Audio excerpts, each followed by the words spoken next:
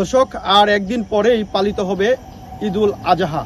আর এই ঈদুল আজহাকে কেন্দ্র করে ঘরমুখো মানুষ নারীর টানে বাড়ি ফিরছে। এই মুহূর্তে রয়েছি গাজীপুরের শ্রীপুর উপজেলার ঢাকা ময়মনসিংহ রেলপথের ইজ্জতপুর এলাকায়। এই এলাকায় সকালে ট্রেন থেকে পড়ে একজনের মৃত্যু হয়েছে। স্থানীয়রা কিন্তু তার পরিচয় নিশ্চিত করতে পারেনি। ধারণা করা হচ্ছে যে ট্রেনে যেসব ঝুঁকিপূর্ণভাবে যে চলাচল রয়েছে, সেই ঝুঁকিপূর্ণভাবে ট্রেনে ভ্রমণ করে হয়তো তার মৃত্যু হয়ে থাকতে পারে। আমরা ইদানিং দেখছি যে কিছুদিন যাবৎ কিন্তু ট্রেনে একেবারে জীবনের ঝুঁকি নিয়ে কেউ ছাদে, কেউ জোড়ায়, কেউ ট্রেনের ভিতরে জানালায় যেভাবে পারছে সেভাবে কিন্তু বাড়ি ছুটছে। আর আজকের এই দুর্ঘটনা হয়তো এই কারণেই ঘটতে পারে। এখানে আমরা খবর পেয়ে এসেছি এবং একজন অজ্ঞাত যুবকের মৃতদেহ কিন্তু এই রেল ব্রিজের নিচে পড়ে রয়েছে। ধারণা করা হচ্ছে যে আজকে সকালে হয়তো কোনো এক ট্রেন থেকে পড়ে তার মৃত্যু হয়ে থাকতে পারে। আমরা স্থানীয় যারা এলাকাবাসী রয়েছে এবং যারা সর্বপ্রথম এখানে লাশটি দেখে পুলিশকে খবর দিয়েছে তাদের সাথে কথা বলেছি। দর্শক, আমার বাড়ি বিন্দুবাড়ি মাদ্রাসাগরের না, আমার নাম মোহাম্মদ দেলোয়ার হোসেন। সকালে বৃষ্টির পরে আমি যেতে চাইছিলাম মাছ ধরার জন্য। তো এই মাধবী ঝর্ণার এনে গেছি, হ্যান্তে গুইরা জঙ্গল দেওয়ার টাইমে আমার পায়ে পিনছে কাটা, বার্মির জুতার পরে এনে ব্রিজের নিচে লোকটা পড়ে গেছে গে। এনে কাটাটা চাইছিলাম খুলতাম নুইয়া এক সাইডে ইয়া। তো নুইয়া দেখি কি একটা কালো ফ্যান দেখা যায় নিচে। আমি কই কালো ফ্যান দেখা যায় পানিতে পড়ে রয়েছে। পরে ভালো করে ছবি দিয়ে দেখি এই লোকটা পড়ে রয়েছে। পরে তারপরে আমার লগে আর মোবাইল নাই, তো আমি মাছ ধরা যাইতেছিলাম। পরে নিচে গেলাম, নিচে গিয়া সলিং রাস্তাত গেলাম। আমার ছোট ভাই রাজীব হারে করলাম, ভাই এনে তো একটা লোক পাড়া মরে রয়েছে, মানে তুমি ত্রিপুল নাইনে একটা ফোন দিয়ে আর জানাই দো, নাইলে লোকটা তো আর কেউ খুঁজা পাইতো না।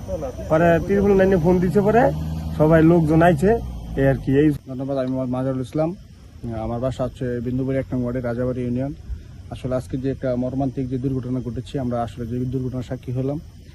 রেললাইনের পাশে আসলে একটা মৃতদেহ পড়ে আছে, একটা বাঙ্গা ব্রিজ নামে আর কি। এটা ইজ্জতপুর শ্রীপুর অভিমুখী রেললাইনের যেই ব্রিজ, লোহা গাছ যাইতে আর কি, প্রায় বেশি দূরত্ব না, মানে আমার বাসা থেকে প্রায় 1/2 কিলোমিটার দূরত্ব আর কি। তো আমরা যেটা আসলে আশঙ্কা করতেছি, প্রায় 28-30 বছর বয়স হবে মানে যুবকের, উনি আসলে অজ্ঞাতনামা, ওনার পরিচয় আসলে এখনো শনাক্ত হয় নাই। আমরা আসলে ইতিপূর্বে শ্রীপুর মডেল থানাকে মানে অবহিত করেছি। তারা আসলে শ্রীপুর মডেল থানার যে অফিসার ইনচার্জ এবং ইন্সপেক্টর আছে সঞ্চয়দাতা, তারা আসলে ওই ঘটনাস্থলে এসেছিল এবং শ্রীপুর থানা থেকে আসলে কিছু 2জন সদস্য এই জায়গায় যে ঘটনাস্থলে উপস্থিত আছে। তারা প্রাথমিক যে ধারণা করছে আসলে ট্রেন থেকে হয়তোবা এই মৃতদেহটা হয়তোবা মানে বাড়ি খেয়ে হয়তো নিচে সিটকে পড়ে গেছে আর কি। আসলে আমি মোহাম্মদ রিফাত হোসেন। আমি আজকে সকালে হঠাৎ এলাকাবাসী এবং শ্রীপুর থানা অপারেশন ওসি সঞ্জয় সাহা আমাকে হঠাৎ করে ফোন দেয়, আমার বিন্দুবাড়ি এলাকায় একটি লাশ পাওয়া গেছে।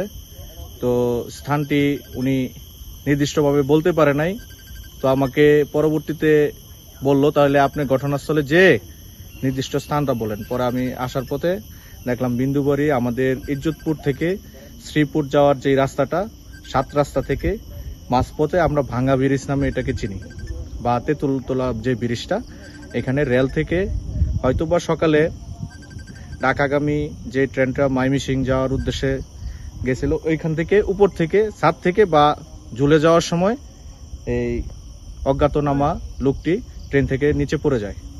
বা এখানে ওই পিলারে দেখা গেছে যে বাড়ি খাইছে, মানে পড়ার পরে আবার উপর থেকে নিচে পানির নিচে পড়ছে, এখানে আবার পানি আছে।